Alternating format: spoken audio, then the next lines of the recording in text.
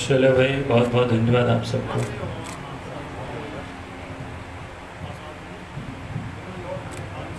आज ठीक है कर दे। आप सब लोग देख रहे हैं कि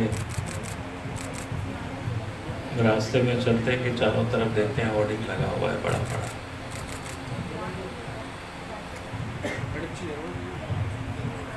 तो स्वाभाविक है जब होर्डिंग लगा रहता है तो थोड़ा सा मन में एक कौतूहल भी होता है, भैया हो क्या रहा है। अरे आवाज़ नहीं आ रहा है।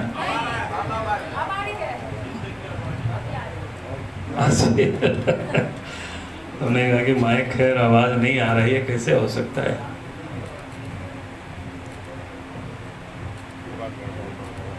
तो मैंने चलते चलते एक सज्जन से पूछा कि भैया कौन लोग आ रहे हैं, क्या हो रहा है। तो उन्होंने बड़ी अच्छा उत्तर दिया और मैं तो बिल्कुल उनके उत्तर का मैं बिल्कुल कायल रहा। उन्होंने कहा कि सर पता नहीं है कल इंडी अलायंस वालों की बड़ी रैली हो रही है। हमने पूछा कि भाई वो तो पोस्टर में लिखा हुआ, लेकिन आ कौन रहा है। तो उन्होंने कहा कि भाई वही लोग आ रहे हैं। आप उन लोगों को कह सकते हैं ये लोग झारखंड के विरोधी भी रहे हैं, ये लोग विकास के विरोधी रहे हैं, ये लोग देश के भी विरोधी रहे हैं, ये लोग सनातनियों के भी विरोधी रहे हैं। हमारे मन में और लगा कि थोड़ा और पूछा जाए कि भाई कैसे ये जानते हैं व्यक्ति लोगों को इतना बढ़िया से।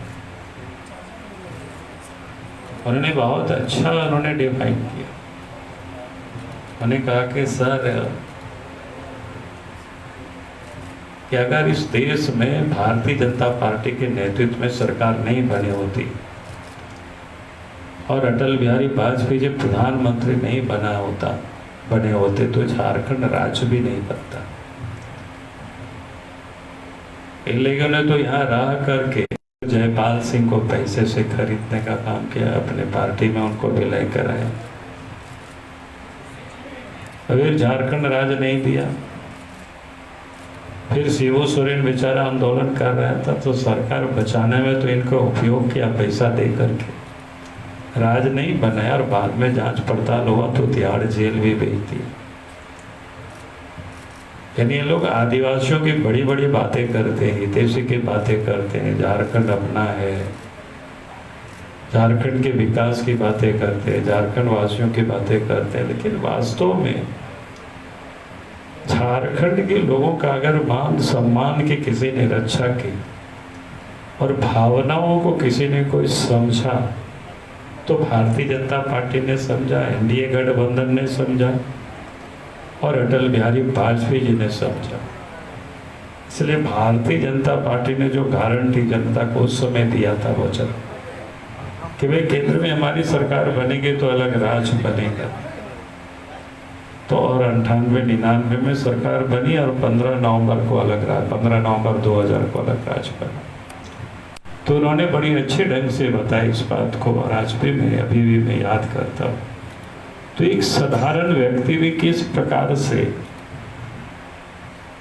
भारतीय जनता पार्टी के बारे में सोचते हैं और बाकी लोगों के बारे में उनका क्या सोच होता है। और उतना ही उन्होंने नहीं कहा कि उससे आगे भी उन्होंने कहा कि लोग झारखंड विरोधी और कैसे है झारखंड वासियों के। जब जब इन लोगों का अवसर मिला, भले वो लोग दिल्ली में कुछ लोग बैठे रहते हैं, कुछ लोगों को यहाँ बिठाते हैं और पूरी सत्ता का समय ये लोग लूटने में ये लोग लगाते। अब पिछले 4 वर्षों से सरकार भले हेमंत सोरेन के नेतृत्व में रहा साहब, आज हेमंत सोरेन जेल में है। उसका भी कारण बिल्कुल साफ है, अपनी करनी का वो भर रहे हैं। तो कहते न देहात में जैसा करनी वैसा भरनी। भाई नदी के बालू तक को नहीं छोड़ा यहाँ के लोगों के लिए। संथाल परगना आप जाएंगे तो राजमहल का जो हिल है, पहाड़ है, उसको भी कोई लीगल नहीं, इलीगल तरीके से पूरे पहाड़ को लोगों ने खोद डाला, बेच डाला। ईडी वालों ने चार्जशीट जो सबमिट किया उसमें 1000 करोड़ की इलीगल पत्थर का खनन हुआ है। यह उनके में चार्जशीट में लोगों ने जो सबमिट किया 191 पेज का, वो बिल्कुल उसमें डाला हुआ है। आप सब लोग भी अखबारों में छापते रहे या कभी दिखाते भी रहे होंगे टेलीविजन। नदी के बालू हो, पत्थर हो, कोयला हो, आज भी कोयला की इस प्रकार से लूट चल रही है। और इतना ही नहीं, अब जमीन में भी फर्जीवाड़ा करके उसको भी प्लॉटिंग करके लोग बेच रहे, उसमें भी पैसा कमा रहे। अब सेना तक की जमीनों को ये लोगों ने नहीं छोड़ा। आदिवासियों का भी जो जमीन होता है, पनाई जमीन होता है, ऐसे कई प्रकार की जो जमीनें होती हैं जो बिक्री नहीं होता है, उसका भी फौजदारी कागज बना करके प्लॉटिंग करके उसका भी बेचना, और वो सरकार के संरक्षण में। और इसलिए आप देखे होंगे कई जो लोग इस काम में, इस धंधे में लोग जुड़े हुए थे, वो सबको भी धीरे धीरे करके ईडी वालों ने पकड़ करके जेल में डाल रहा है। तो इसलिए उस व्यक्ति ने जो मुझे बताया कि साहब ये लोग तो सब झारखंड विरोधी है। मैंने आप सबके सामने एक तो ये संक्षिप्त में बातें कही कि ये लोग कैसे झारखंड विरोधी है, और उन्हीं लोगों का कल शायद जमावड़ा होने वाला है, उसी के बारे में मैं बताया। तो झारखंड की जनता जानती है कि भाई जो लोग झारखंड को लूटा है, लुटाया है, जिन लोगों ने झारखंड की जनता का कभी भावनाओं का सम्मान नहीं किया है, और कल ऐसे लोगों की जमावड़ा, तो भला जनता इन पर कितना विश्वास करेगी? जनता इस पर क्या विश्वास करेगी? दूसरा मैं बता रहा था कि भाई ये लोग देश विरोधी, अब देश विरोधी का अतीत आप पुराना भी आप देख लीजिए। जब कभी भी देश के अंदर में आतंकवादियों का हमला होता था, उसमें भी ये लोग संदेह प्रकट करते थे। उसमें भी इनके नेता क्या बोलते थे, भैया तो हिंदू उग्रवादी, इस प्रकार की ना भगवा उग्रवादी, क्या क्या पता करते बोलते रहते। बटाला वगैरह की, मुंबई वगैरह की घटना के समय आप सब याद कर लीजिए। भाई जहाँ पर हमारे सरहद पर हमारे देश के सिपाही, सेना के जवान आतंकवादियों की गोली से मारे जाते, और उसके बाद भी इन लोगों को राजनीति करते, एक प्रकार से उन आतंकवादियों को संरक्षण ही देते हैं, यार उन लोगों को संबोधन भी करते हैं, तो कैसे जी लगा करके उन लोगों का भी संबोधन क्या करते रहे। आपने देखा कि पिछले दिनों मोदी की सरकार के कालखंड में जब पठानकोट में हमला हुआ, और कहाँ उड़ी में हुआ था ना, कि क्या कहते हैं सीआरपीएफ के जवानों के ऊपर हमला, उसके बाद भारत के जवानों ने घोष करके मारा था और एयर स्ट्राइक हुआ था। उस समय यही गठबंधन के सारे लोग क्या ना सबूत मांग रहे थे। आश्चर्य है। तो इसको आप कैसे देश के हितैषी आप कह सकते हैं?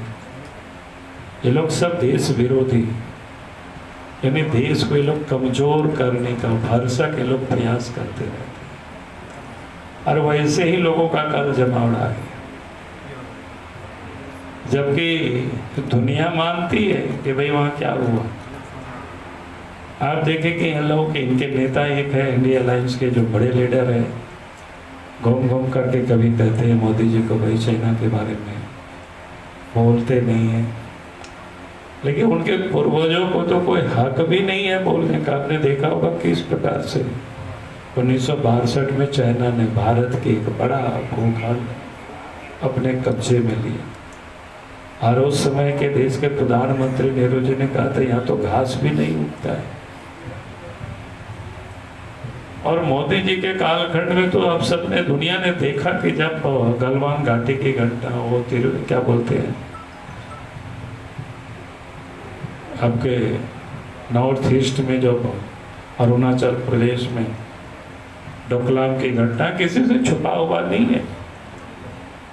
भारत की जो अपनी सेना है सरहद पर जो प्रहरी कर रही है, एक इंच भूमि के लिए अपनी जान की बाजी लोग लगा देते हैं। तो आज वो लोग देश को कमजोर कर रहे थे। आपने देखा होगा कि 22-23 में ये 24 के मार्च तक सोनिया गांधी थे मनमोहन सरकार के सुपर पीएम, अब सीएम करे पीएम, और 10 वर्षों में एक पैदा आगे बढ़ पाया, मत 10वां पोजीशन। देश के प्रधानमंत्री जब 2014 में प्रधानमंत्री बने तो भारत की आर्थिक ताकत जहां दुनिया में 10वां स्थान पर था, आज 5वां स्थान पर है। और आने वाले कल तीसरा टर्म देश के प्रधानमंत्री नरेंद्र मोदी जी बनेंगे। तो ये तीसरा बड़ी जो ताकत, आर्थिक ताकत भारत बनेगा, ये मोदी की गारंटी है। विकास के लिए भी मैं कई बातें कहता हूँ कि ये लोग विकास विरोधी है। और विकास विरोधी मैं इसलिए कहता हूँ क्योंकि हम सब गांव से आते हैं। आप सबकी उम्र शायद कम होगी तो नहीं होगा ध्यान में। अगर हमारे उम्र के लोगों से पूछेंगे कि 2000 के पहले झारखंड के गांव की क्या हालत थी, आने जाने का साफ सड़कें नहीं हुआ करता था, नदी नाला में पुल पुलिया नहीं हुआ करता था। कभी भी कांग्रेस पार्टी ने वो चिंता नहीं की कि गांव तक भी सड़क होनी चाहिए, गांव के लोगों को भी आने जाने की सुविधाएं उपलब्ध करानी चाहिए, कभी नहीं सोचा। भारतीय जनता पार्टी की सरकार बनी, केंद्र में भी प्रदेश में भी। आज मैं कह सकता हूँ झारखंड के गांवों तक सड़कें पहुंच गई, नदी नाला में पुल पुलिया बन गया। अब गांव के लोग भी आराम से गाड़ी से लोग चल करके हाट बाजार आते हैं, बच्चे स्कूल जाते हैं, आवागमन की सुविधा उपलब्ध कराएंगे। तो इसलिए मैं कहता हूँ ये लोग विकास विरोधी है। आप याद करिए 2000 के पहले झारखंड के गांव में घरों में बिजली नहीं हुआ करता था।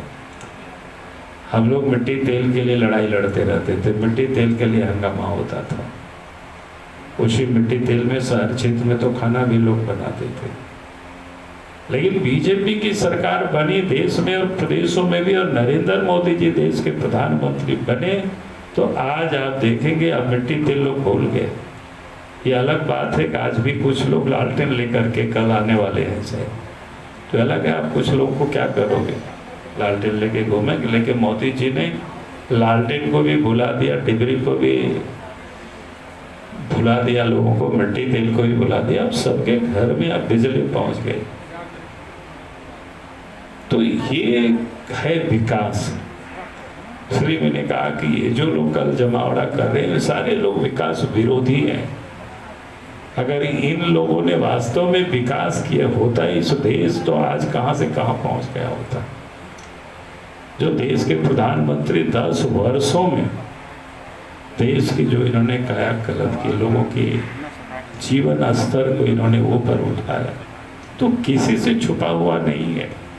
बाकी चीजें तो हम सब लोग रोज बोलते रहते हैं। और आखिरी में मैं कहूँगा कि ये लोगों की जमावड़ा है, जमघट है, वो किन लोगों की है।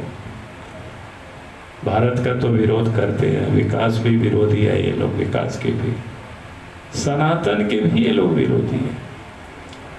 पिछले दिनों आप सब ने देखा कि सनातनियों को किस प्रकार से लोगों ने सनातन के बारे में मच्छर से, डेंगू के, मलेरिया से लोगों ने तुलना की और उसकी समूल नष्ट करने की भी बात की। और इस गठबंधन के तमाम नेता बिल्कुल चुप रहे, यानी एक प्रकार से मौनम स्वीकृति लक्षण क्या बोलते हैं संस्कृत में शब्द है, तो ये जो इन लोगों की चरित्र है,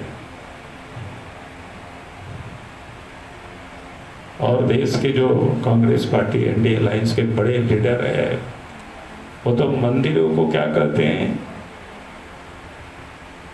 यानी मंदिर में लोग आते हैं तो लड़कियों को छेड़ने के लिए लोग आते हैं, ऐसा उसका बयान आप सब लोगों ने देखा होगा, सुना होगा। क्या मानसिकता है उनकी, ये हम सब लोग देखे, लेकिन दूसरों के बारे में वो नहीं बोल सकते। और कहीं कहीं लोग जाते हैं, और भी धार्मिक स्थानों में बाकी लोग भी जाते हैं, लेकिन उसके लिए नहीं वो बोलते। उन्होंने तो मंदिरों को किस प्रकार से उसकी तुलना करते हैं, राम के बारे में अपमानजनक शब्दों का भी प्रयोग करते हैं। तो इसलिए हमने कहा कि ये लोग, उन लोगों का जमघट है। कल आ रहे हैं वो नेता लोग कि भाई एक तो सनातन विरोधी है, विकास विरोधी है, देश विरोधी है,